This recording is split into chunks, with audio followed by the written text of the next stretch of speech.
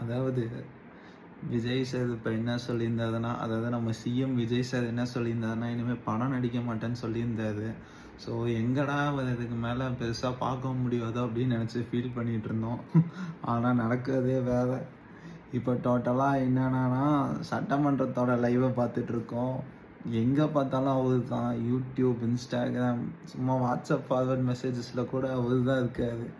எங்கே பார்த்தாலும் அண்ணன் தான் இருக்காரு. இவர் இவ்வளோ பெரிய ஒரு சீரீஸை இறக்குவாருன்றதை யாருமே எதிர்பார்க்கல.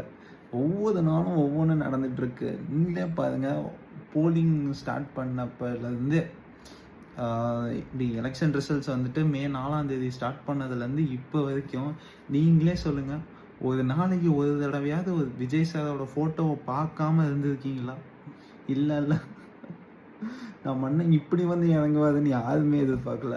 Jokes apart, he is doing so good.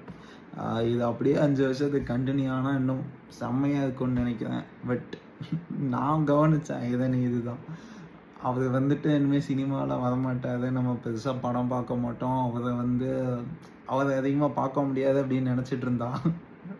இப்போ தாங்க ரொம்ப அதிகமாக பார்த்துட்ருக்கோம்.